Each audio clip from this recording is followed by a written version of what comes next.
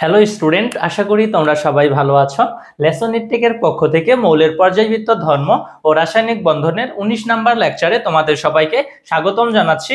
আজকের লেকচারে আমরা মৌলসমূহের পর্যায়ভিত্তিক ধর্ম, আয়নীকরণ শক্তি নিয়ে আলোচনা করব। ঠিক আছে, আমাদের আজকের ক্লাসের টপিক হচ্ছে আয়নীকরণ শক্তি।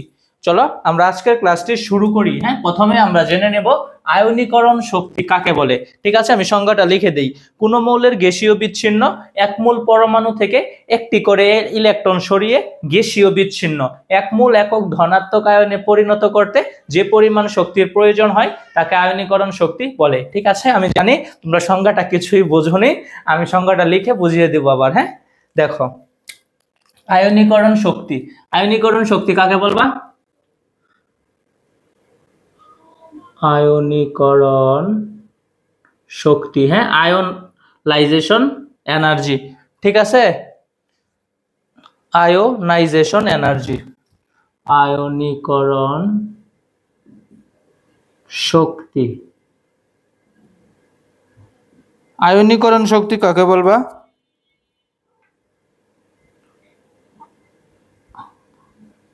Ionisation energy. খেয়াল করিও, আয়নীকরণ শক্তি হচ্ছে কোনো মৌলের গ্যাসীয় বিচ্ছিন্ন। ভাই, গ্যাসীয় বিচ্ছিন্ন কথাটা কি আগে এটা আমরা একটু বুঝে নিই। হ্যাঁ, দেখো এখানে কি লিখলাম, নাইট্রোজেন গ্যাস। এটা কি ভাই? গ্যাস। ঠিক আছে, এটাকে যখন আমরা আলাদা করব কি পাবো? নাইট্রোজেন। নাইট্রোজেন, ঠিক আছে, এইটাকে বলবো আমরা গ্যাসীয় বিচ্ছিন্ন মৌল। ঠিক আছে ভাই, এটাকেই বলবো কি আমরা? গ্যাসীয় বিচ্ছিন্ন মৌল। ঠিক আছে, এটা নাইট্রোজেন কি আছে? গ্যাস আছে। এটাকে যখন আলাদা করে ফেলেছি, নাইট্রোজেন পরমাণু, নাইট্রোজেন পরমাণু, তখন এটাকে আমরা কি বলবো? গ্যাসীয় বিচ্ছিন্ন বলবো। ঠিক আছে, আশা করি তোমরা বুঝতে পেরেছো গ্যাসীয় বিচ্ছিন্ন ব্যাপারটা। কোন মৌলের গ্যাসীয় বিচ্ছিন্ন এক মোল পরমাণু থেকে, কোন মৌলের, বুঝিও এই আজকের ক্লাসটা কিন্তু খুবই গুরুত্বপূর্ণ। হ্যাঁ, কোন মৌলের, কোন মৌলের গ্যাসীয় বিচ্ছিন্ন, কোন মৌলের গ্যাসীয় বিচ্ছিন্ন, কোন মৌলের গ্যাসীয় বিচ্ছিন্ন এক মোল পরমাণু থেকে, গ্যাসীয় বিচ্ছিন্ন এক মোল পরমাণু থেকে, পরমাণু থেকে একটি করে ইলেকট্রন সরিয়ে, একটি করে ইলেকট্রন সরিয়ে গ্যাসীয় বিচ্ছিন্ন এক মোল। দেখো, একটি পরমাণু থেকে একটি করে ইলেকট্রন সরিয়ে, একটি করে ইলেকট্রন সরিয়ে, একটি করে ইলেকট্রন সরিয়ে গ্যাসীয় বিচ্ছিন্ন, গ্যাসীয় বিচ্ছিন্ন, গ্যাসীয় বিচ্ছিন্ন, গ্যাসীয় বিচ্ছিন্ন এক মোল একক ধনাত্মক আয়নে পরিণত করতে, গ্যাসীয় বিচ্ছিন্ন এক মোল, এক মোল একক ধনাত্মক আয়নে পরিণত করতে, একক ধনাত্মক আয়নে পরিণত করতে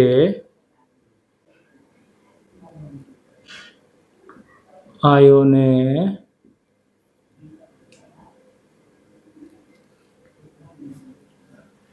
পরিণত করতে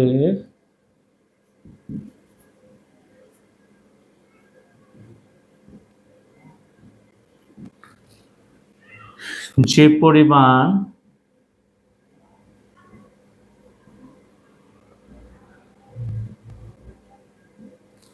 শক্তির প্রয়োজন হয়, শক্তি লাগে, যে পরিমাণ শক্তি লাগে বা প্রয়োজন হয়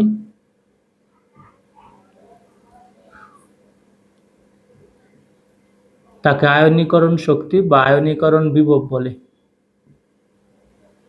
প্রথম আয়নীকরণ শক্তি। ঠিক আছে, প্রয়োজন হয় তাকে প্রথম আয়নীকরণ শক্তি বলে বা আয়নীকরণ বিভব বলে বা আয়নীকরণ শক্তি বলে। হ্যাঁ, যেটাই বলো, ঠিক আছে। প্রথম কথা কেন লিখলাম এটা বুঝিয়ে দিব। হ্যাঁ, দেখো আয়নীকরণ শক্তি, দ্বিতীয় আয়নীকরণ শক্তিও একটা আছে, ঠিক আছে। তাকে শক্তি প্রয়োজন হয় তাকে প্রথম আয়নীকরণ শক্তি বলে, প্রথম আয়নীকরণ শক্তি বলে, ঠিক আছে ভাই। দেখো আমরা দেখে ফেলি সোডিয়াম,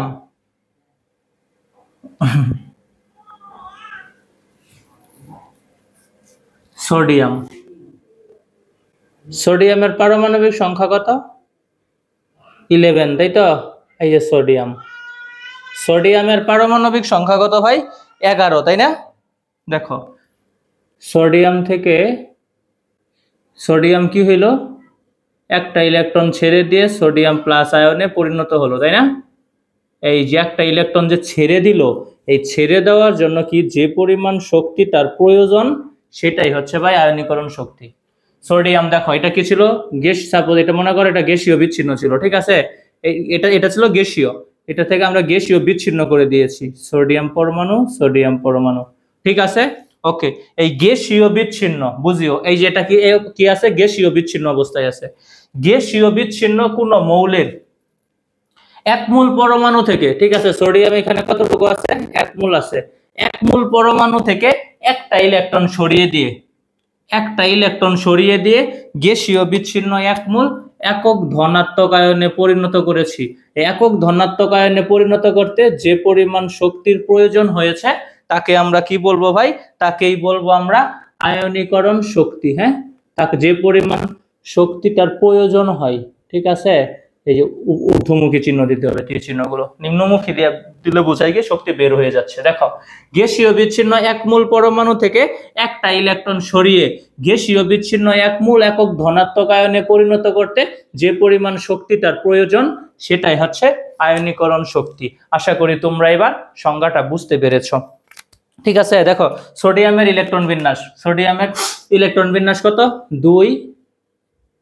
প্রথম শক্তি স্তরে 2টা, দ্বিতীয় শক্তি স্তরে কয়টা? 8টা, তৃতীয় শক্তি স্তরে কয়টা? 1টা, ঠিক আছে ভাই। ওকে, খেয়াল করে দেখো তাহলে সোডিয়ামের শক্তি স্তর কয়টা হবে? শক্তি স্তর হবে 3টা। এটা নিউক্লিয়াসটা, এই যে প্রথম শক্তি স্তর,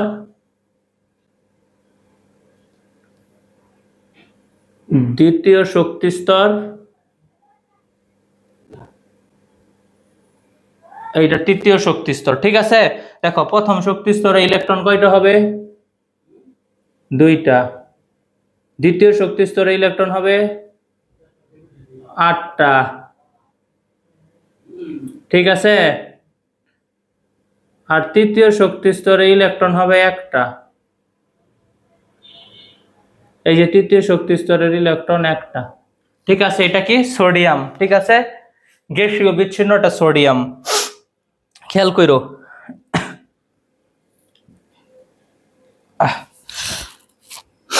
দেখো এটা থেকে কি হবে? একটা ইলেকট্রন সরে যাবে, তাই তো? সরে গিয়ে গ্যাসীয় বিচ্ছিন্ন 1 মূল একক ধনাত্মক আয়নে পরিণত করতে যে পরিমাণ শক্তি লাগে, ঠিক আছে। খেয়াল করো এই শক্তি, এই ইলেকট্রনটা কি হবে? সরে যাবে।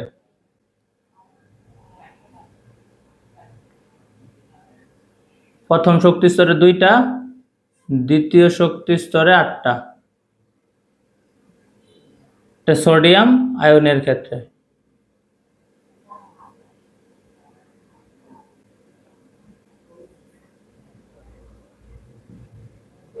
ঠিক আছে। এই আরেকটা ইলেকট্রন কি হবে ভাই?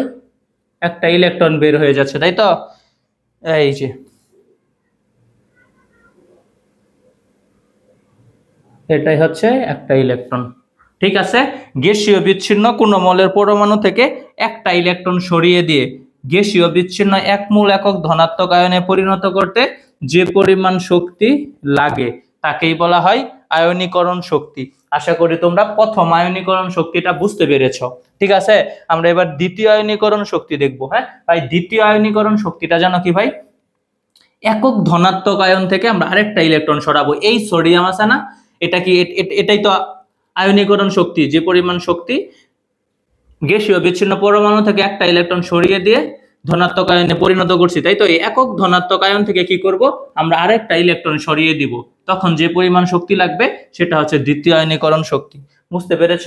আসো আমি সংজ্ঞাটা লিখে দেই। দ্বিতীয় আয়নীকরণ শক্তি গ্যাসীয় বিচ্ছিন্ন এক মোল একক ধনাত্মক আয়ন থেকে। দ্বিতীয় আয়নীকরণ শক্তি, দ্বিতীয় আয়নীকরণ শক্তি, দ্বিতীয় আয়নীকরণ শক্তি। দ্বিতীয় আয়নীকরণ শক্তি কাকে বলা হয়?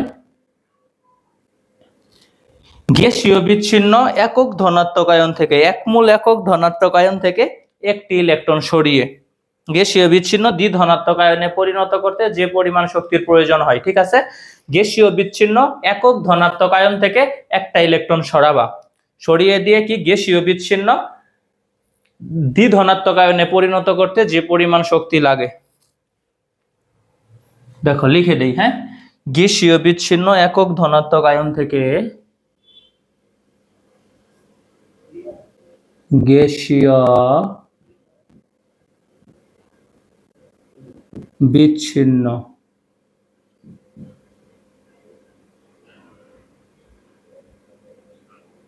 গ্যাসীয় বিচ্ছিন্ন একক ধনাত্মক আয়ন থেকে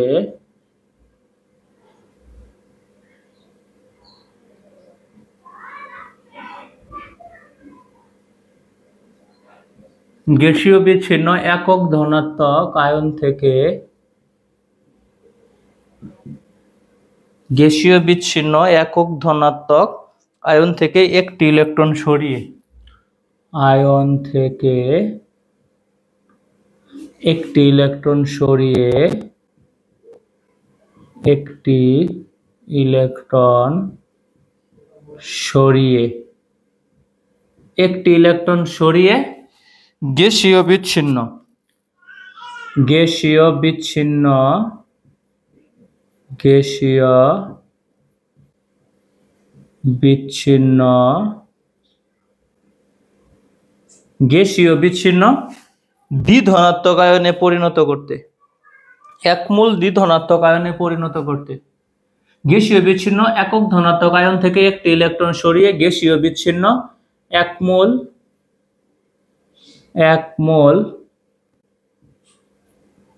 দ্বিধনাত্মক আয়নে পরিণত করতে, এক মোল দ্বিধনাত্মক আয়নে পরিণত করতে দ্বিধনাত্মক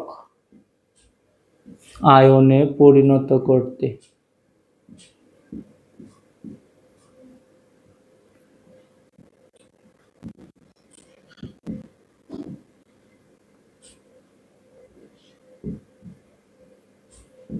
দ্বিধনাত্মক আয়নে পরিণত করতে যে পরিমাণ শক্তি লাগে তাকে দ্বিতীয় আয়নীকরণ শক্তি বলে।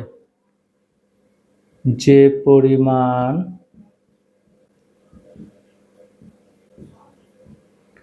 শক্তি, আয়নীকরণ শক্তিকে ভাই আয়নীকরণ বিভব বলা হয়। ঠিক আছে, যে পরিমাণ শক্তি লাগে তাকে দ্বিতীয় আয়নীকরণ শক্তি বলে, তাকে দ্বিতীয়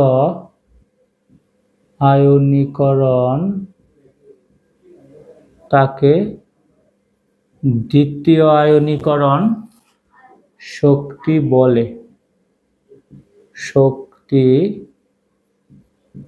ঠিক আছে। দ্বিতীয় আয়নীকরণ শক্তি ভাই কি, গ্যাসীয় বিচ্ছিন্ন একক ধনাত্মক আয়ন থেকে গ্যাসীয় বিচ্ছিন্ন একক ধনাত্মক আয়ন থেকে কি হবে, গ্যাসীয় বিচ্ছিন্ন একক ধনাত্মক আয়ন থেকে একটি ইলেকট্রন সরিয়ে গ্যাসীয় বিচ্ছিন্ন এক মোল দ্বিধনাত্মক আয়নে পরিণত করতে যে পরিমাণ শক্তি লাগে তাকে দ্বিতীয় আয়নীকরণ শক্তি বলে। ঠিক আছে, দেখো সোডিয়াম, এটা কি প্রথম আয়নীকরণ শক্তি, তাই তো? সোডিয়াম কি ছিল, সোডিয়াম প্লাস, যদি এটা লিখি তাহলে এটা কি ভাই, এটা কি একক ধনাত্মক আয়ন মানে প্রথম আয়নীকরণ শক্তি, তাই তো?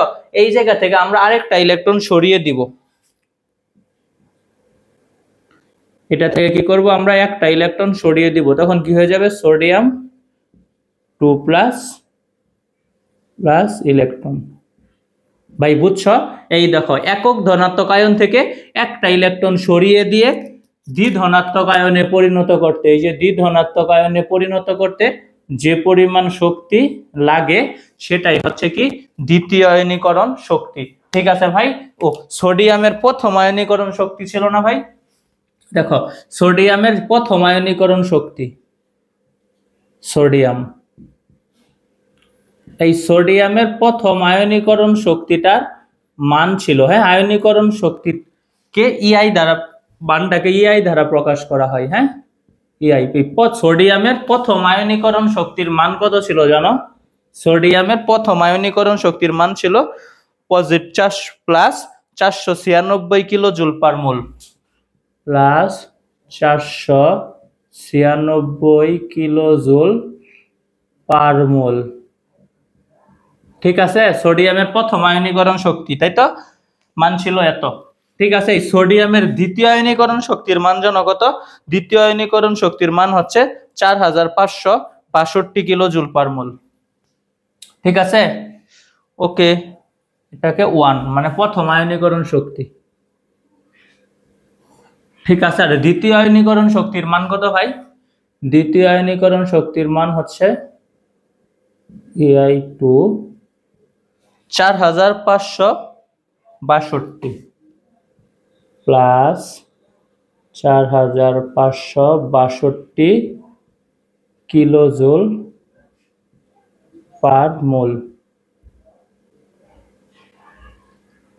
ঠিক আছে, কিলো জুল পার মোল।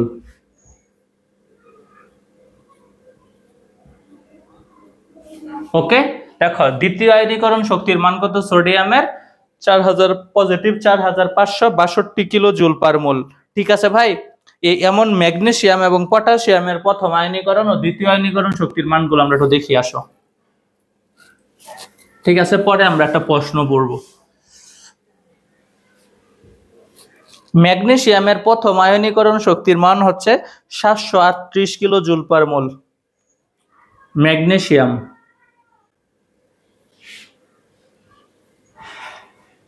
এই ম্যাগনেসিয়ামের প্রথম আয়নীকরণ শক্তির মান,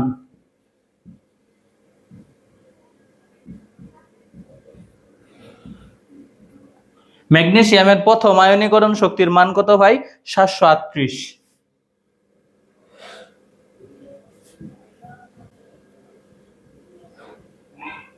738 কিলো জুল পার মোল। ঠিক আছে, এই ম্যাগনেসিয়ামের দ্বিতীয় আয়নীকরণ শক্তি মানে এই যে একক ধনাত্মক আয়ন থেকে আমরা আরেকটা ইলেকট্রন সরিয়ে দিব, তখন দ্বিধনাত্মক আয়ন হয়ে যাবে। ঠিক আছে, এই ম্যাগনেসিয়ামের দ্বিতীয় আয়নীকরণ শক্তির মান হচ্ছে কত ভাই? 1450। 1450 কিলো জুল পার মোল। হ্যাঁ, এই মানগুলো মনে রাখিও, এমসিকিউ খুব কাজে দিবে। দেখো, এবার আমরা পটাশিয়াম দেখি। পটাশিয়ামের প্রথম আয়নীকরণ শক্তি,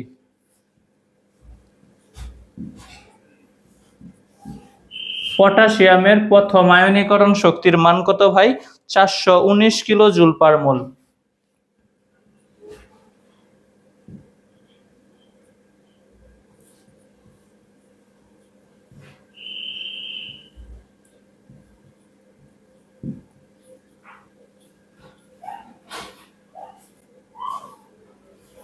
ঠিক আছে, এই পটাশিয়ামের দ্বিতীয় আয়নীকরণ শক্তির মান, দ্বিধনাত্মক আয়নে পরিণত করলাম, তাই তো, এটাই দ্বিতীয় আয়নীকরণ শক্তি। এই পটাশিয়ামের দ্বিতীয় আয়নীকরণ শক্তির মান হচ্ছে 3051 কিলো জুল পার মোল।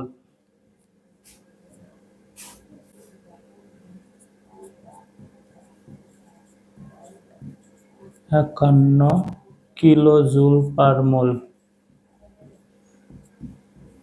ঠিক আছে ভাই, এগুলো একটু আমরা মনে রাখবো। হ্যাঁ, আমরা এখন একটা গুরুত্বপূর্ণ প্রশ্ন পড়বো। হ্যাঁ, আমাদের সোডিয়ামের দ্বিতীয় আয়নীকরণ শক্তির মান যেন কত ছিল?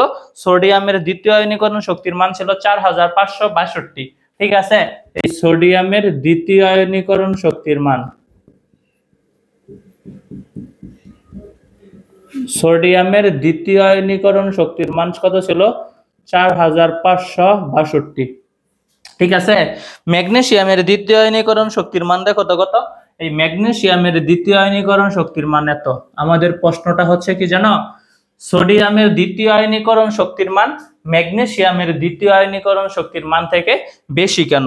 খুবই গুরুত্বপূর্ণ একটা প্রশ্ন। হ্যাঁ, চলো আমরা আগে প্রশ্নটা লিখি।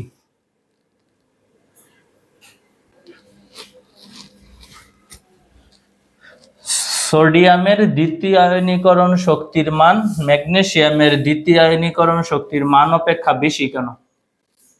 ঠিক আছে, আয়নীকরণ শক্তি জানো, এটা ইলেকট্রন বিন্যাসের উপরও নির্ভর করবে। হ্যাঁ, অর্ধপূর্ণ, পরিপূর্ণ মানে সুস্থিত ইলেকট্রন বিন্যাস হলে আয়নীকরণ শক্তির মানটা একটু বেশি হবে। আসো আমরা দেখি। হ্যাঁ, আমরা সামনে ওইটা নিয়ে আলোচনা করব।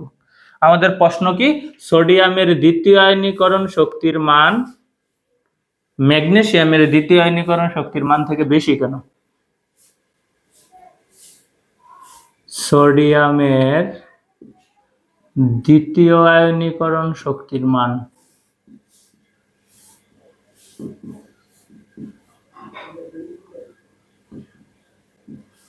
সোডিয়ামের দ্বিতীয় আয়নীকরণ শক্তির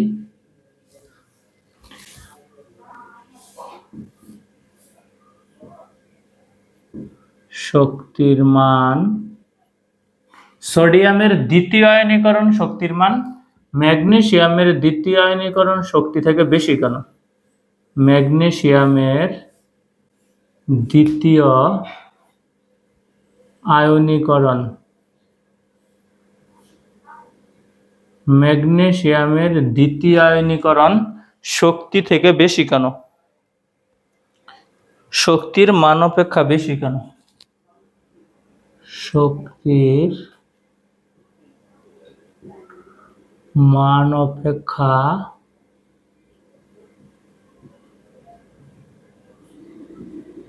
বেশি কেন? হ্যাঁ, খুবই গুরুত্বপূর্ণ একটা প্রশ্ন।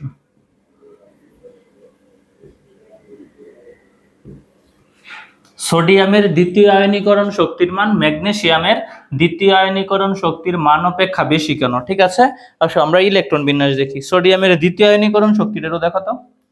সোডিয়াম কি প্লাস, তাই তো? একক ধনাত্মক আয়ন থেকে কি হয়? একটা ইলেকট্রন সরিয়ে দ্বিধনাত্মক আয়নে পরিণত করতে যে পরিমাণ শক্তি লাগে, তাই তো, তাকে কি বলা হয়? দ্বিতীয় আয়নীকরণ শক্তি। এই যে সোডিয়ামের দ্বিতীয় আয়নীকরণ শক্তির মান কত ভাই? 4562 কিলো জুল পার মোল।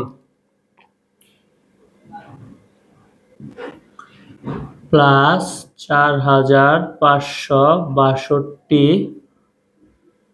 কিলো জুল আর মোল। ঠিক আছে, দেখো ইলেকট্রন বিন্যাসটা একটু দেখো তো। এখানে কয়টা ইলেকট্রন আছে? 10টা, তাই না? কি হবে? 2টা 2 8, তাই তো? আর একটা তো ছেড়ে দিয়েছে, ছেড়ে দিয়ে একক ধনাত্মক আয়নে পরিণত হয়েছে। একটু বুঝিও, দেখো তো এখানে অষ্টক পূরণ আছে নাকি নাই? অবশ্যই অষ্টক পূর্ণ আছে, তাই না? এটা কি অষ্টক পূর্ণ স্থায়ী যৌগ। কি বলবো আমরা? অষ্টক পূর্ণ স্থায়ী যৌগ, তাই ইলেকট্রন সরাতে বেশি শক্তি লাগে, অর্থাৎ আয়নীকরণ শক্তির মান বেশি হয়। আমরা ম্যাগনেসিয়ামটাও দেখবো। হ্যাঁ, সোডিয়াম কি ভাই? দেখো সোডিয়াম দ্বিতীয় আয়নীকরণ শক্তিতে কি হয়? সোডিয়ামের অষ্টকপূর্ণ থাকে, অষ্টকপূর্ণ স্থায়ী যৌগ। কি বলবো? অষ্টকপূর্ণ স্থায়ী। ইলেকট্রন সরাতে কি হয়? এখান থেকে বেশি শক্তির প্রয়োজন হয়, তাই আয়নীকরণ শক্তির মান বেশি হয়। অষ্টকপূর্ণ স্থায়ী, অষ্টকপূর্ণ স্থায়ী, তাহলে কি হবে? ইলেকট্রন সরাতে বেশি শক্তির প্রয়োজন। ইলেকট্রন সরাতে বেশি শক্তির প্রয়োজন। ঠিক আছে, ইলেকট্রন তুমি কি লিখবা? কথাই লিখবা। ইলেকট্রন সরাতে বেশি শক্তির প্রয়োজন। ঠিক আছে ভাই, ইলেকট্রন সরাতে বেশি শক্তির প্রয়োজন, তাই কি হবে, তাই আয়নীকরণ শক্তির মান এখানে বেশি হয়। ঠিক আছে, তুমি ম্যাগনেসিয়ামের দ্বিতীয় আয়নীকরণ শক্তিতে আসো। এই যে ম্যাগনেসিয়াম, ওকে, খেয়াল করো, একক ধনাত্মক আয়ন থেকে একটা ইলেকট্রন সরিয়ে দিব আমরা, তখন কি হবে, ম্যাগনেসিয়াম দ্বিধনাত্মক আয়ন। ঠিক আছে, এটার আয়নীকরণ শক্তির মান কত, 1450।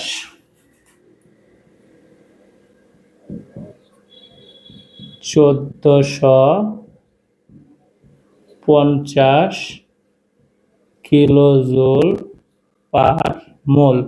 বুঝিও, হ্যাঁ, দেখো ম্যাগনেসিয়াম একটা 12, তাই তো, একটা ইলেকট্রন ছেড়ে দিয়েছে, তাহলে কি কি হবে, 2 8 1। ঠিক আছে, এই হচ্ছে কি 11, আর একটা তো ছেড়ে দিয়েছে, তাহলে ছেড়ে না দিলে এখানে 2 থাকতো, তাই তো, একটা ছেড়ে দিয়েছে, এই জন্য 1 লিখছি। ভাই বলো তো এটা কি স্থায়ী হবে, স্থায়ী কিন্তু হবে না। এই যে দেখো ইলেকট্রন একটা। ঠিক আছে, তাহলে আমরা এটাকে কি বলতে পারবো, বলো, কি এই ইলেকট্রনটা সহজেই সরিয়ে ফেলা যাবে। হ্যাঁ, আর এখানে তো অষ্টক পূর্ণ ছিল, এখান থেকে সরানো যাবে না, অনেক শক্তি লাগবে। ঠিক আছে, কিন্তু এখানে তো আছে, একটা ইলেকট্রনটাকে আমরা কি করতে পারবো, সহজেই সরিয়ে ফেলতে পারবো। হ্যাঁ, অস্থায়ী ইলেকট্রন সরাতে কম শক্তি লাগে। এটা কি অস্থায়ী, স্থায়ী না, অস্থায়ী। অস্থায়ী অর্থাৎ কি ভাই, বলো, ইলেকট্রন সরাতে কম শক্তি লাগবে। ইলেকট্রন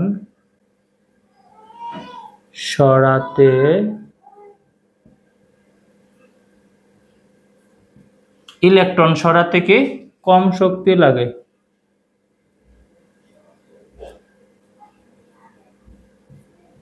কম শক্তি লাগে। ঠিক আছে, এজন্যই কি হয় ভাই, ম্যাগনেসিয়ামের দ্বিতীয় আয়নীকরণ শক্তির মান কম হয়।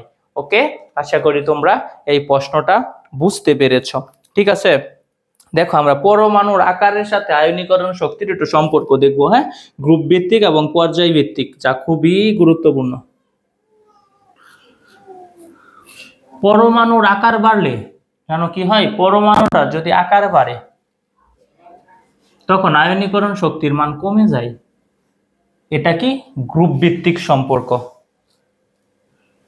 পরমাণুর আকার বাড়লে কি হয়, আয়নীকরণ শক্তির মান কমে যায়, এটা হচ্ছে গ্রুপ ভিত্তিক সম্পর্ক। হ্যাঁ, আমার কথাটা জানি বুঝো নাই তোমরা, আমি বুঝিয়ে দিব।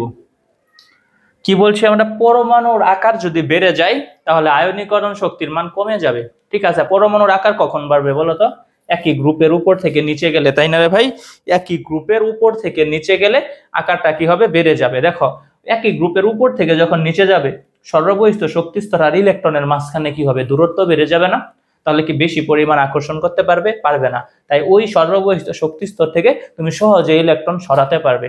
ওকে, এই জন্য কি হয়, আকার যত বাড়বে আয়নীকরণ শক্তির মান তত কমতে থাকবে। আমি সব প্রতিটা কথা লিখে দিব। হ্যাঁ, শোনো, পরমাণুর আকারের সাথে আয়নীকরণ শক্তির সম্পর্ক, পরমাণুর আকার বাড়লে আয়নীকরণ শক্তি কমে।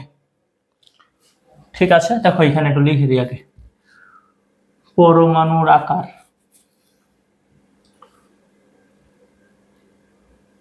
পরমাণুর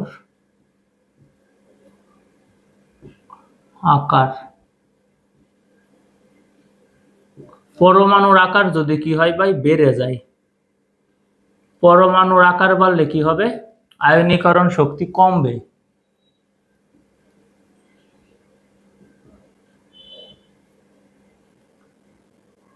আয়নীকরণ শক্তি কমবে। ভাই এটা কখন, গ্রুপ ভিত্তিক। ঠিক আছে, এই সম্পর্কটা কখন হবে ভাই, এটা হলো গ্রুপ ভিত্তিক সম্পর্ক। ঠিক আছে ভাই, এই সম্পর্কটা কি ভাই, গ্রুপ ভিত্তিক সম্পর্ক, যে পরমাণুটার আকার যদি বেড়ে যায় তাহলে আয়নীকরণ শক্তির মানটা কমে যাবে। এটা হচ্ছে কি ভাই, গ্রুপ ভিত্তিক সম্পর্ক। ঠিক আছে, ওকে।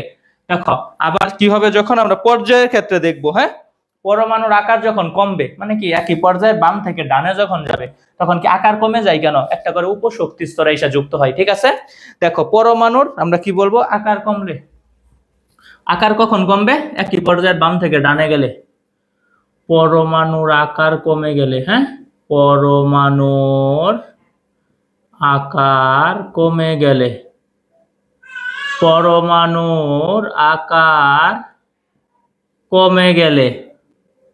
ঠিক আছে, পরমাণুর আকার কমে গেলে কি হবে ভাই? আয়নীকরণ শক্তি বেড়ে যাবে। আয়নীকরণ শক্তি, আয়নীকরণ শক্তি, আয়নীকরণ শক্তি বেড়ে যাবে। ঠিক আছে ভাই, পরমাণুটার আকার যদি কমে যায় তাহলে আয়নীকরণ শক্তি বেড়ে যাবে। এইটা হচ্ছে কি ভাই? এইটা হচ্ছে, আচ্ছা দেখো এইখানে, এটা এইখানে লিখি কি সম্পর্ক, এটা গ্রুপ ভিত্তিক।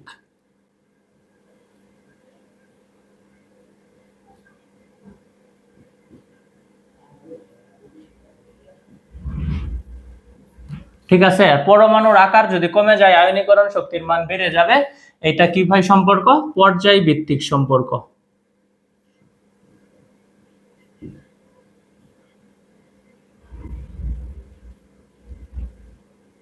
ঠিক আছে, এটা হচ্ছে পর্যায় ভিত্তিক সম্পর্ক। কিন্তু এই গ্রুপ ভিত্তিক পর্যায় ভিত্তিক সম্পর্কের বাইরে গিয়েও একটু ব্যতিক্রম দেখাবে।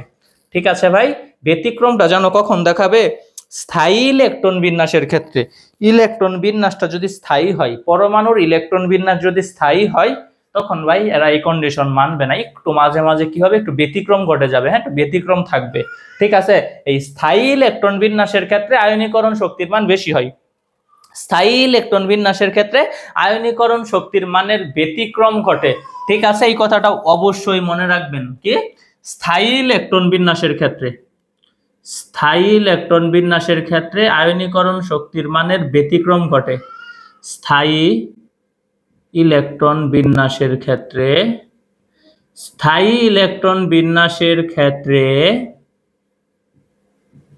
আয়নীকরণ শক্তির মানে ব্যতিক্রম হয়।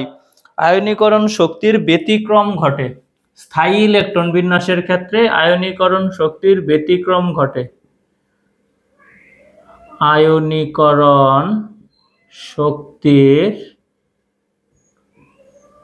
ব্যতিক্রম ঘটে,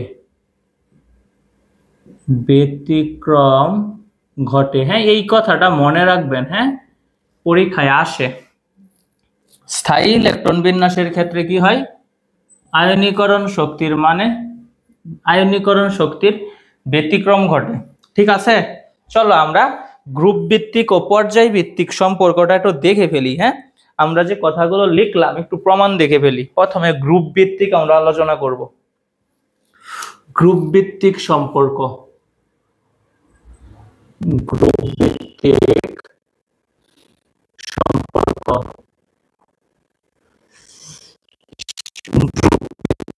সম্পর্ক।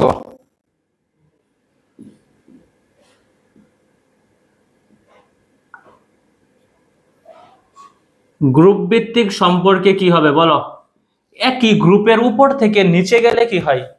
পারমাণবিক সংখ্যা বৃদ্ধির সাথে সাথে ইলেকট্রনের একটা করে শক্তি স্তর যুক্ত হয়। ঠিক আছে, একই গ্রুপের উপর থেকে নিচে গেলে পারমাণবিক সংখ্যা বৃদ্ধির সাথে সাথে ইলেকট্রনের একটি করে নতুন শক্তি স্তর যুক্ত হয়। ঠিক আছে, একই গ্রুপের উপর থেকে নিচে গেলে,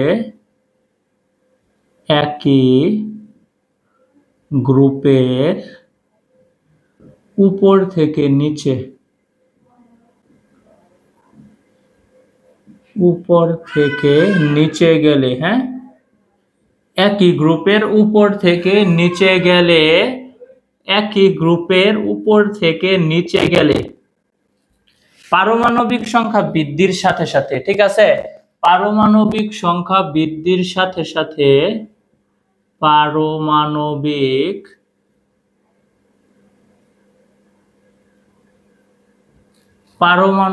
সংখ্যা বৃদ্ধির সাথে সাথে, সংখ্যা বৃদ্ধির সাথে সাথে, বৃদ্ধির সাথে সাথে ইলেকট্রনের একটি করে নতুন শক্তি স্তর যুক্ত হয়। ইলেকট্রনের একটি করে নতুন শক্তি স্তর যুক্ত হয়। একটি করে নতুন শক্তি স্তর যুক্ত হয়। নতুন শক্তি স্তর ইলেকট্রনের একটি করে নতুন শক্তি স্তর যুক্ত হয়। ঠিক আছে, যেমন দেখো লিথিয়াম শক্তি স্তর কয়টা? 2 1 দুইটা, তাই তো। সোডিয়াম শক্তি স্তর কয়টা? 3টা, 2 8 1, তাই তো। পটাশিয়াম কত? 2 8 8 1, তাই তো ভাই। তাহলে কি একই গ্রুপের উপর থেকে নিচে গেলে পারমাণবিক সংখ্যা যত বাড়তেছে একটা করে শক্তি স্তর যুক্ত হচ্ছে নতুন করে। ঠিক আছে, এই কথাটাই লিখছি। দেখো একটা করে যে শক্তি স্তর যুক্ত হচ্ছে, তাহলে সর্ববহিস্থ শক্তি স্তরের ইলেকট্রন আর নিউক্লিয়াসের দূরত্ব কি হচ্ছে বলো তো? কম হচ্ছে না বেশি হচ্ছে? একটু চিন্তা করো। একই গ্রুপের উপর থেকে নিচে গেলে পারমাণবিক সংখ্যা বৃদ্ধির সাথে সাথে ইলেকট্রনের একটা করে নতুন শক্তি স্তর যুক্ত হচ্ছে। তাহলে কি হবে? সর্ববহিস্থ শক্তি স্তর আর ইলেকট্রনের দূরত্ব কি হচ্ছে ভাই? বেড়ে যাচ্ছে। সিম্পল। দেখো লিথিয়াম, লিথিয়াম কি 3। দেখো প্রথম শক্তি স্তরে কয়টা ইলেকট্রন? 2টা। দ্বিতীয় শক্তি স্তরে কয়টা? 1টা। সোডিয়ামে আসো, শক্তি স্তর কত ভাই? 3টা হবে, তাই না? প্রথম শক্তি স্তরে 2টা, দ্বিতীয় শক্তি স্তরে 8টা, তৃতীয় শক্তি স্তরে ইলেকট্রন কয়টা? 1টা। দেখো তো এই লিথিয়ামের দ্বিতীয় শক্তি স্তরে 1টা ছিল নিউক্লিয়াসের দূরত্ব, সোডিয়ামের তৃতীয় শক্তি স্তরে 1টা। দূরত্বটা কি ভাই বেশি না? দূরত্ব বেশি হলে কি টান দিতে পারবে? টান দিতে পারবে না। ঠিক আছে, আকর্ষণটা কম হবে, নিউক্লিয়াস কর্তৃক ইলেকট্রনের আকর্ষণটা কম হবে। ঠিক আছে, ওকে, এই কথাটা লিখে দিই। হ্যাঁ, ফলে সর্ববহিস্থ শক্তি স্তরের ইলেকট্রন নিউক্লিয়াস দ্বারা কম আকর্ষিত হবে। বুঝিয়ে তো, নিউক্লিয়াস দ্বারা যেহেতু কম আকর্ষিত হয় আর এখানে যেহেতু আকর্ষণ বেশি হচ্ছে, তাই তো। তুমি কি এখান থেকে ইলেকট্রন সহজে সরাতে পারবা? কখনোই পারবা না, কারণ এখানে কি আকর্ষণটা বেশি। এই ইলেকট্রনটাকে নিউক্লিয়াস তীব্রভাবে ধরে রাখছে, কিন্তু এখানে দূরত্ব বেড়ে যাওয়ার জন্য কি হবে? ইলেকট্রন আর নিউক্লিয়াস আর ইলেকট্রনের আকর্ষণ কম হবে। তাই তুমি সহজে এই ইলেকট্রনটাকে আউট করে দিতে পারবা, সরাতে পারবা, অর্থাৎ আয়নীকরণ শক্তির মান এখানে কম। ঠিক আছে ভাই, আসো এই কথাগুলো লিখে দেই। ফলে সর্বশেষ শক্তি স্তরের ইলেকট্রন নিউক্লিয়াস দ্বারা কম আকৃষ্ট হয়। ফলে সর্বশেষ শক্তি স্তরের ইলেকট্রন সর্বশেষ শক্তি স্তরের ইলেকট্রন ফলে সর্বশেষ শক্তি স্তরের ইলেকট্রন নিউক্লিয়াস কর্তৃক ক্রম আকৃষ্ট হয়। নিউক্লিয়াস কর্তৃক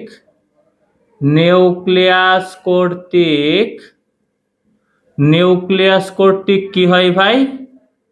নিউক্লিয়াস কর্তৃক ক্রম আকৃষ্ট হয়।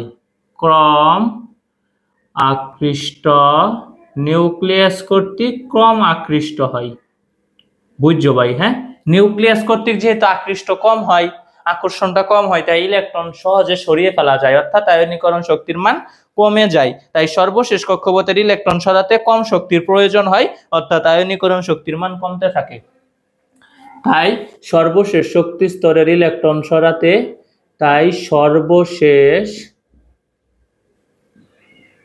শক্তি স্তরের ইলেকট্রন সরাতে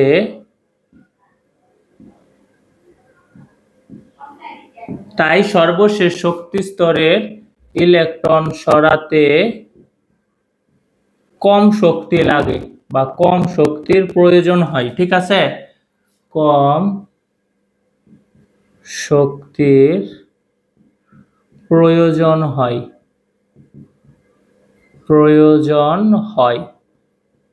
অর্থাৎ কি ভাই? আয়নীকরণ শক্তির মান কমতে থাকে। অর্থাৎ কি ভাই? একই গ্রুপের উপর থেকে নিচে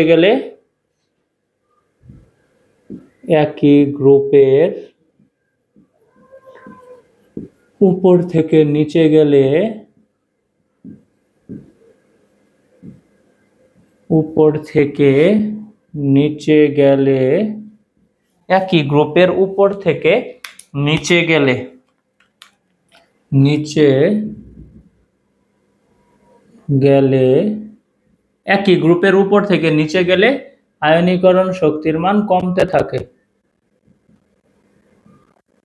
আয়নীকরণ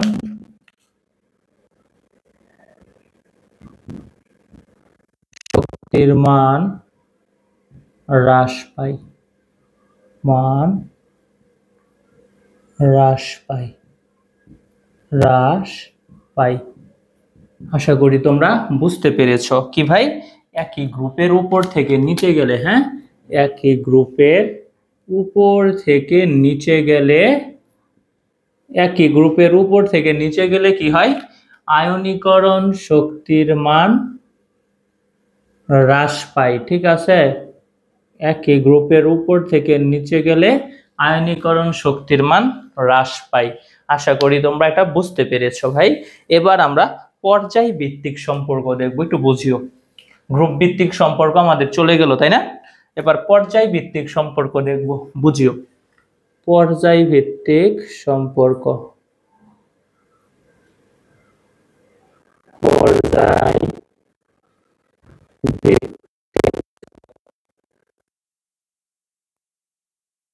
ভিত্তিক সম্পর্ক। এই পর্যায় ভিত্তিক সম্পর্কে কি হবে, হ্যাঁ,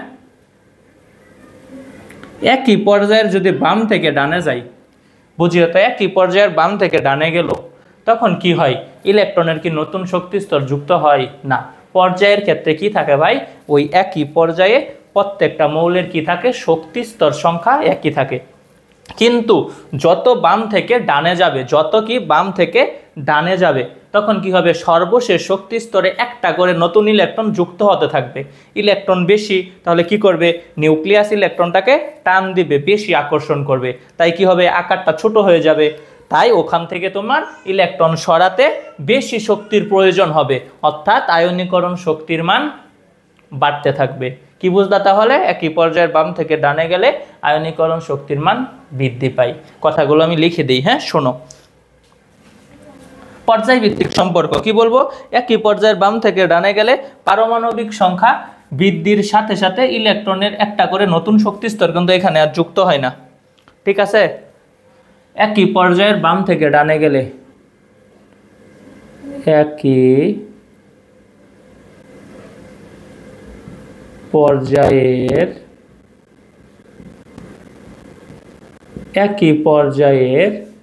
বাম থেকে ডানে গেলে, একই পর্যায়ের বাম থেকে ডানে গেলে, একই পর্যায়ের বাম থেকে ডানে গেলে কি হবে ভাই, একই পর্যায়ের বাম থেকে ডানে গেলে পারমাণবিক সংখ্যা বৃদ্ধির সাথে সাথে কি হয়, বাড়তে থাকে। পারমাণবিক সংখ্যা বৃদ্ধির সাথে সাথে আয়নীকরণ শক্তির মান বাড়তে থাকে।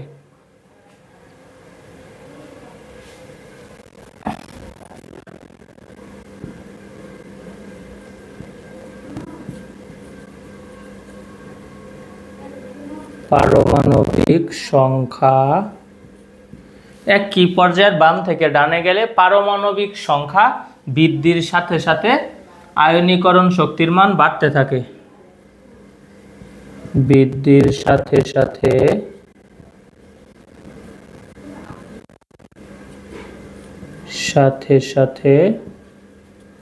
আয়নীকরণ শক্তির মান বাড়তে থাকে।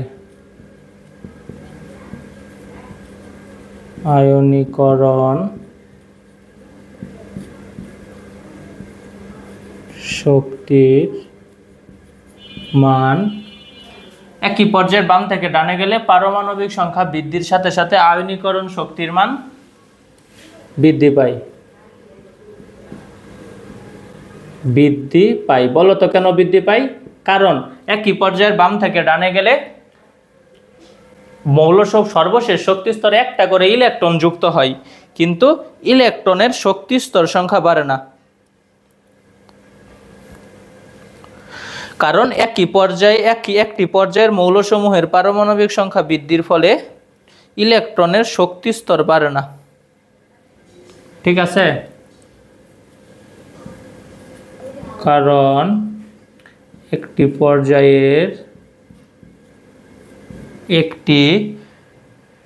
পর্যায়ের মৌলসমূহের একটি পর্যায়ের একটি নাম বলি একই পর্যায়ের মৌলসমূহের, কারণ একই পর্যায়ের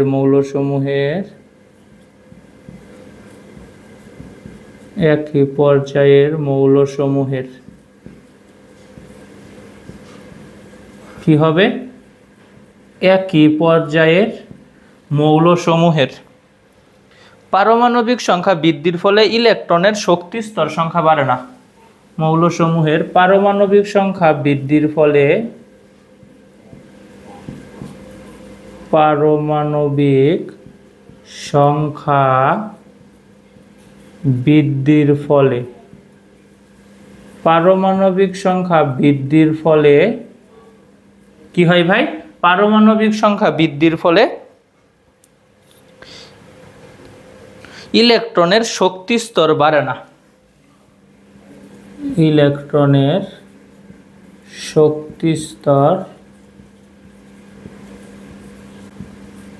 বাড়ে না। তাই সর্ববহিষ্ঠ শক্তি স্তরের নিউক্লিয়াস কর্তৃক ইলেকট্রন কর্তৃক নিউক্লিয়াসের আকর্ষণ বেশি হয়। ভাই যেটা বললাম যে একই পর্যায়ের মৌলসমূহের পারমাণবিক সংখ্যা বৃদ্ধির ফলে ইলেকট্রনের শক্তি স্তর বাড়ে না। দেখো তো তুমি সোডিয়াম, ম্যাগনেসিয়াম, অ্যালুমিনিয়াম এরা তৃতীয় পর্যায়ের মৌল না? সোডিয়াম, পরে কে আছে? ম্যাগনেসিয়াম, পরে কে আছে? অ্যালুমিনিয়াম। যেহেতু তৃতীয় পর্যায়ের মৌল, প্রত্যেকের কক্ষপথ কয়টা হবে ভাই? 3টা। দেখো সোডিয়ামের সর্বশেষ কক্ষপথ ইলেকট্রন কয়টা থাকে? 1টা। ম্যাগনেসিয়ামের 2টা, অ্যালুমিনিয়ামের 3টা, তাই তো? তাহলে আমরা সর্বশেষ কক্ষপথ টাকাই দেখো এটা আগে প্রথম শক্তি স্তর, দ্বিতীয় শক্তি স্তর, তৃতীয় শক্তি স্তরে ইলেকট্রন কয়টা? 1টা। এদের তৃতীয় শক্তি স্তরে কি হবে? ইলেকট্রন কয়টা হবে? এদের তৃতীয় শক্তি স্তরে ইলেকট্রন হবে 2টা।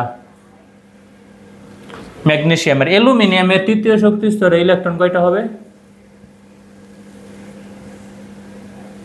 অ্যালুমিনিয়ামের তৃতীয় শক্তি স্তরে ইলেকট্রন হবে ভাই 3টা। একটু বুঝছো? একটু খেয়াল করো। হ্যাঁ দেখো সোডিয়াম, ম্যাগনেসিয়াম, অ্যালুমিনিয়াম এরা প্রত্যেকেই একই পর্যায়ের মৌল। একই পর্যায়ের বাম থেকে ডানে গেলে কি হয়েছে ভাই? পরমাণুগুলোর আকার কমে গেছে। কেন? কারণ দেখো একই পর্যায়ের বাম থেকে ডানে গেলে শক্তি স্তর কিন্তু সেম তিনটারই, কিন্তু একই পর্যায়ের বাম থেকে ডানে গেলে সর্বশেষ শক্তি স্তরে একটা করে নতুন ইলেকট্রন যুক্ত হয়েছে, কিন্তু ইলেকট্রনের শক্তি স্তর সংখ্যা বাড়ে নাই। যেহেতু ইলেকট্রনের শক্তি স্তর সংখ্যা বাড়ে নাই কিন্তু সর্বশেষ শক্তি স্তরে একটা করে ইলেকট্রন যুক্ত হয়েছে, তাই কি করে? এই ইলেকট্রনগুলো নিউক্লিয়াসকে তীব্রভাবে আকর্ষণ করে। নিউক্লিয়াস ইলেকট্রনকে তীব্রভাবে আকর্ষণ করে নিজের কাছে নিয়ে এসে পড়তে চাই, তখন কি হয়? আকারটা কমে যায়। ঠিক আছে? এইখান তাহলে কি হবে? তুমি দেখো এইখানে তীব্রভাবে নিউক্লিয়াস আর ইলেকট্রনের আকর্ষণ তীব্রভাবে আছে। তুমি কি এখান থেকে সহজ ইলেকট্রন সরাতে পারবা? পারবা না। কিন্তু এখানে আকর্ষণটা কম। ঠিক আছে? এদের দূরত্ব বেশি, আকর্ষণ কম। এদের দূরত্ব কি এটার তুলনায় তুলনামূলক এটা একটু কম, তাই তো? তাহলে এটার আকর্ষণটা কি হবে? একটু বেশি হবে, আয়নীকরণ শক্তি বেশি হবে। এখানে কিন্তু আকর্ষণ আরও বেশি, তাই এটার আয়নীকরণ শক্তির মান আরও বেশি হবে। ঠিক আছে? এই কথাটাই বলছে। একই পর্যায়ের বাম থেকে ডানে গেলে পারমাণবিক সংখ্যা বৃদ্ধির সাথে সাথে আয়নীকরণ শক্তির মান বৃদ্ধি পায়, কারণ একই পর্যায়ে মৌলসমূহের পারমাণবিক সংখ্যা বৃদ্ধির ফলে ইলেকট্রনের শক্তি স্তর সংখ্যা বাড়বে না। দেখো পারমাণবিক সংখ্যা বাড়লো কিন্তু ইলেকট্রনের শক্তি স্তর সেমই হইলো, 3টা করেই রয়ে গেল তৃতীয় পর্যায়ের মৌল যেহেতু। ঠিক আছে?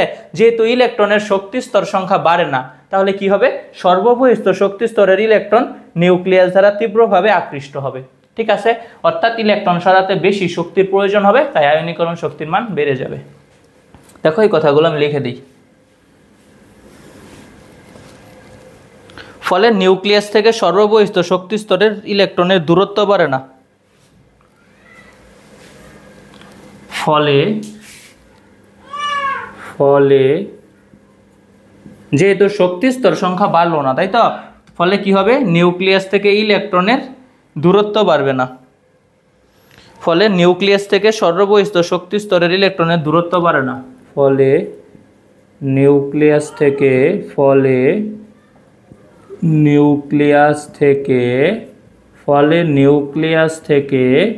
সর্ববহিষ্ঠ শক্তি স্তরের ইলেকট্রনের দূরত্ব বাড়ে না। সর্ববহিষ্ঠ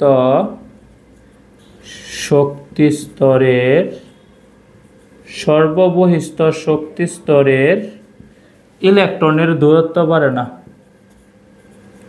সর্ববহিস্থ শক্তি স্তরের ইলেকট্রনের দূরত্ব বাড়ে না, ইলেকট্রনের দূরত্ব বাড়বে না। ইলেকট্রনের দূরত্ব কেন বাড়লো না? কারণ কি হলো, এক নতুন শক্তি স্তর তো যুক্তই হলো না, এই জন্য দূরত্ব বাড়ে না। দূরত্ব না বাড়ার জন্য কি হয়েছে ভাই বলো তো? নিউক্লিয়াস কর্তৃক সর্ববহিস্থ শক্তি স্তরের ইলেকট্রন তীব্রভাবে আকৃষ্ট হবে। তাই নিউক্লিয়াস কর্তৃক সর্ববহিস্থ শক্তি স্তরের ইলেকট্রন তীব্রভাবে আকৃষ্ট হয়। তাই নিউক্লিয়াস কর্তৃক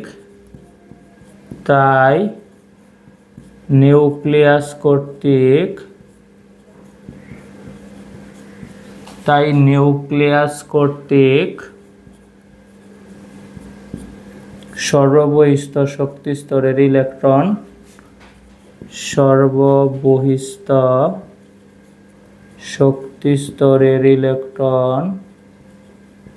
নিউক্লিয়াস কর্তৃক সর্ববহিস্থ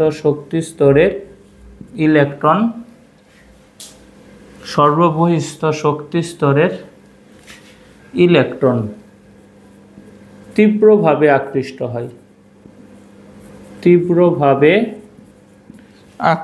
হয়। ঠিক আছে, তীব্রভাবে আকৃষ্ট হয়। সর্ববহিস্থ শক্তি স্তরের ইলেকট্রন তীব্রভাবে আকৃষ্ট হয়।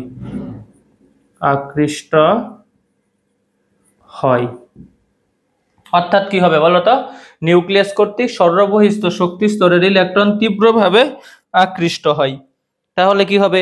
ইলেকট্রন সরাতে বেশি শক্তি লাগবে, ফলে ইলেকট্রন সরাতে বেশি শক্তি লাগে, অর্থাৎ আয়নীকরণ শক্তির মান বেড়ে যায়। ইলেকট্রন সরাতে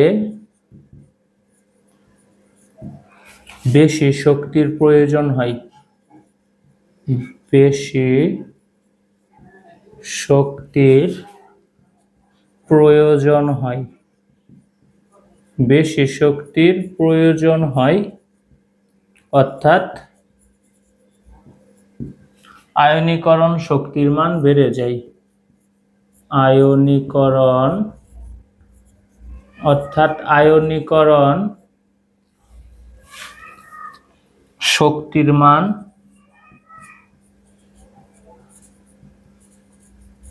আয়নীকরণ শক্তির মান বৃদ্ধি পায়। ঠিক আছে, একই পর্যায়ের বাম থেকে ডানে গেলে আয়নীকরণ শক্তির মান কি হয় ভাই? বৃদ্ধি পায়। কারণ একই পর্যায়ের বাম থেকে ডানে গেলে পারমাণবিক সংখ্যা বৃদ্ধি পায়, কিন্তু ইলেকট্রনের শক্তি স্তর বাড়ে না। তাই ইলেকট্রন ও নিউক্লিয়াসের দূরত্ব বাড়ে না, ঠিক আছে, বরঞ্চ কমে যায়। ফলে ইলেকট্রনকে নিউক্লিয়াস তীব্রভাবে আকৃষ্ট করে রাখে, অর্থাৎ ইলেকট্রন সহজে সরানো যায় না। তাই একই পর্যায়ের বাম থেকে ডানে গেলে আয়নীকরণ শক্তির মান বৃদ্ধি পায়। ঠিক আছে ভাই, দেখো আমরা এই যে লিখেছিলাম, পরমাণুর আকার যেখানে কমে যাবে, একই পর্যায়ের বাম থেকে ডানে গেলে কি হয়? পরমাণুর আকার কমে যায়, তাই আয়নীকরণ শক্তির মান বেড়ে যায়। ঠিক আছে, আর একই গ্রুপের উপর থেকে নিচে গেলে কি হয়? পরমাণুর আকার বেড়ে যায়, তাই আয়নীকরণ শক্তির মান কমে যায়। ঠিক আছে, এই দেখো উপর থেকে নিচে গেলে আয়নীকরণ শক্তির মান কমে যায়। ঠিক আছে, এই ছিল আয়নীকরণ শক্তির গ্রুপ ভিত্তিক ও পর্যায় ভিত্তিক সম্পর্ক। বুঝিও। এবার এইখানে একটা কথা আছে, হ্যাঁ, কথাটা কি ভাই? স্থায়ী ইলেকট্রন বিন্যাসের ক্ষেত্রে আয়নীকরণ শক্তির ব্যতিক্রম ঘটে। আমরা এবার ব্যতিক্রমগুলো দেখব। হ্যাঁ, আসো এগুলো মুছে দিলাম।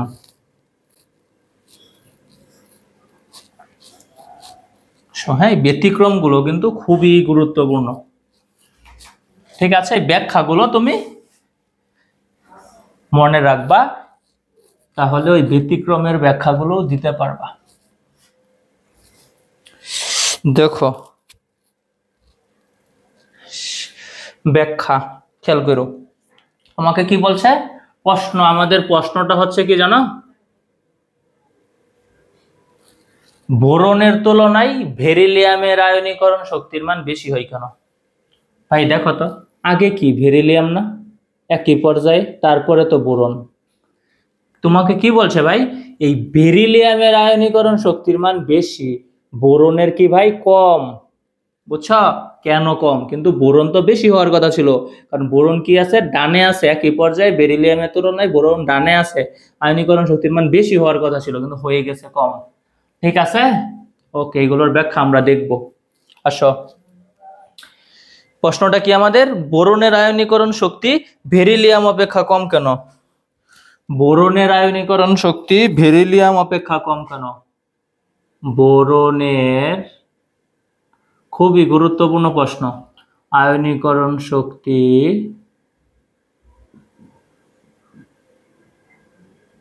বোরনের আয়নীকরণ শক্তি বেরিলিয়াম অপেক্ষা কম কেন?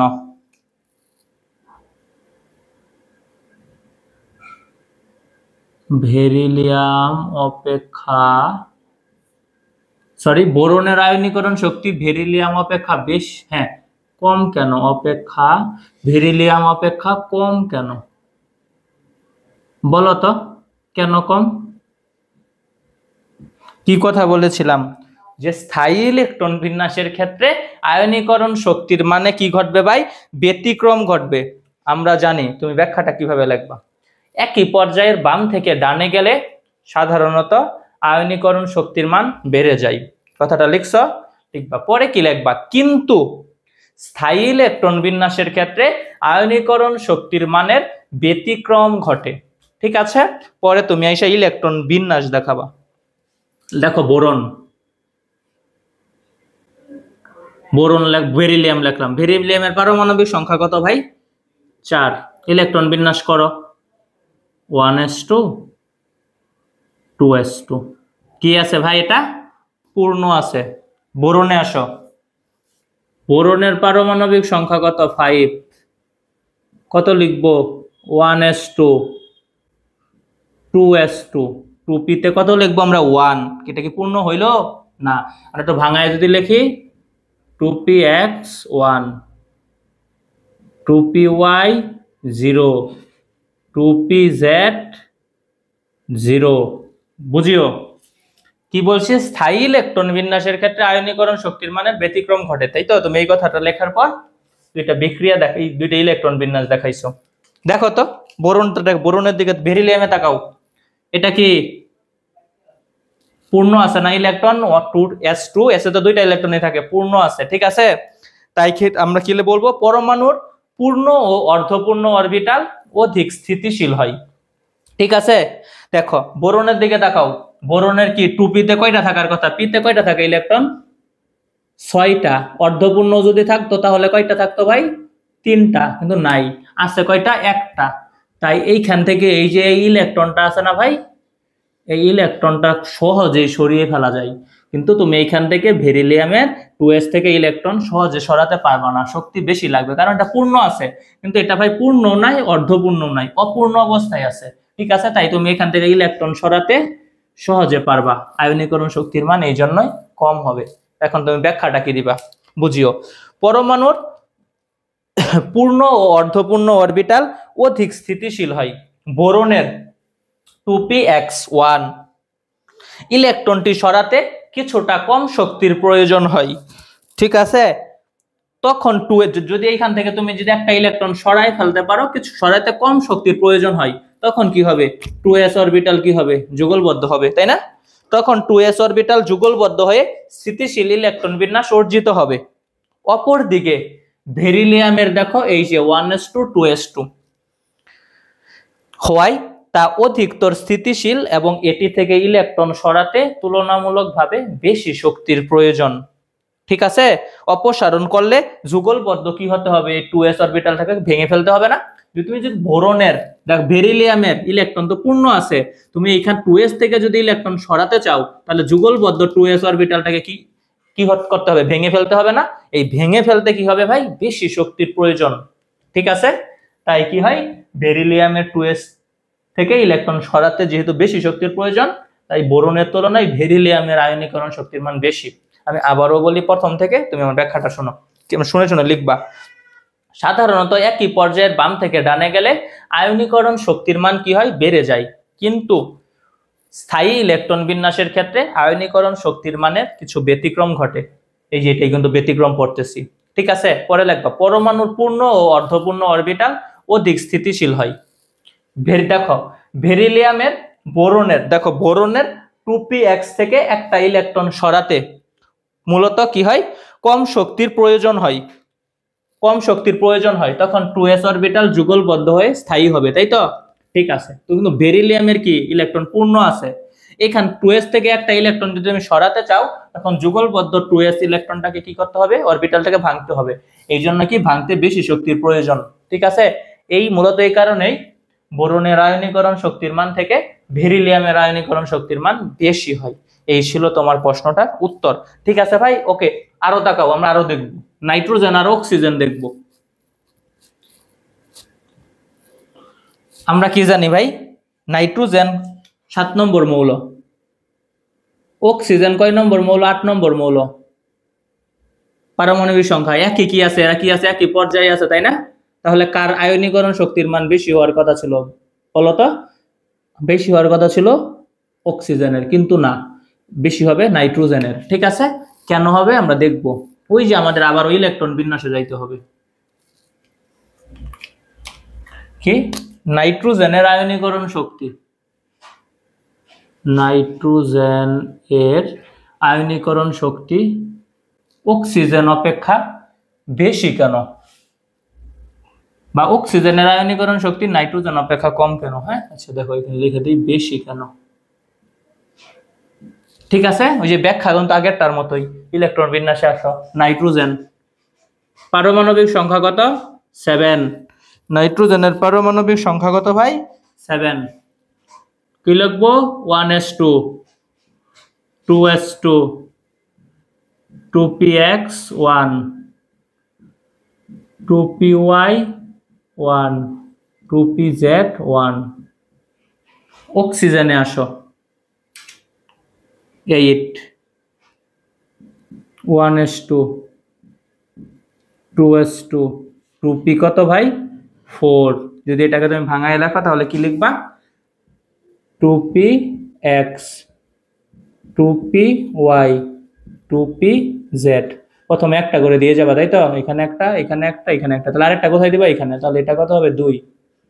ঠিক আছে, বুঝিও। দেখো তো ভাই, এটা নাইট্রোজেনের ক্ষেত্রে কি হচ্ছে, পি অরবিটাল অর্ধপূর্ণ, অর্ধপূর্ণ। আমরা কি জানি ভাই, পরমাণুর পূর্ণ ও অর্ধপূর্ণ অরবিটাল অধিক স্থিতিশীল হয়, কিন্তু অক্সিজেনের ক্ষেত্রে কি এটা অর্ধপূর্ণ? অর্ধপূর্ণও না, পূর্ণও না। তাই এখান থেকে ইলেকট্রন সরাতে মূলত কম শক্তির প্রয়োজন হয়, তাই নাইট্রোজেনের আয়নীকরণ শক্তির মান অক্সিজেন অপেক্ষা বেশি হয়। আশা করি তোমরা বুঝতে পেরেছ। ওকে, এখন আরেকটা দেখবো, হ্যাঁ, ফসফরাস আর সালফার দেখবো। ব্যাখ্যা কিন্তু ওই যে ব্যতিক্রমের ব্যাখ্যার মতোই তুমি দিবা।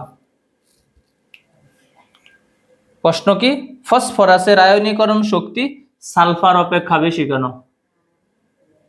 ফসফরাসের আয়নীকরণ শক্তি সালফার অপেক্ষা বেশি কেন? দেখো তো ভাই, ফসফরাস কত নম্বর মৌল? 15। সালফার কত? 16 নম্বর মৌল। একই পর্যায়ে আছে, তাহলে কার বেশি হওয়ার কথা ছিল? সালফারের, কিন্তু হবে না, হবে কার?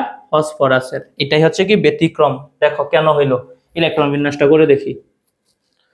ব্যতিক্রমটা কখন হবে ভাই? স্থায়ী ইলেকট্রন বিন্যাসের ক্ষেত্রে আয়নীকরণ শক্তির মানে ব্যতিক্রম ঘটাবে, তাই না? দেখো ফসফরাস পারমাণবিক সংখ্যা কত? 15। 1s2, 2s2, 2p6, 3s2। তাহলে 3p তে কত দিব ভাই আমরা? 3 দিব। 3p3, যদি এটা ভাঙাই লিখি তাহলে কি হবে? কত হবে? 3px, 3py, 3pz। তাহলে কি হবে? 3pz। প্রতি শক্তি স্তরে কয়টা করে হবে? প্রত্যেকটাতে অরবিটালে একটা করে ইলেকট্রন দিয়ে দিব, তাই না? কি আছে এটা ভাই? অর্ধপূর্ণ, অর্ধপূর্ণ।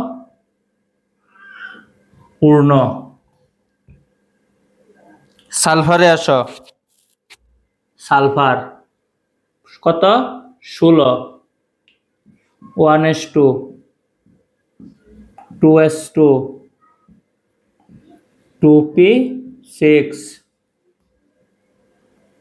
3s2 বলো 3p তে কত দিব 4 এটাকে যদি আমরা ভাঙায় লিখি তাহলে কি লিখবো 3px 3py 3pz প্রত্যেকটা শক্তি স্তরে ইলেকট্রন কয়টা করে আগে দিয়ে যাব অরবিটালে একটা করে দিয়ে যাব তাই তো আরেকটা লাগবে তাই না তাহলে এখানে কয়টা হবে দুইটা দেখো এখানে কি আছে ভাই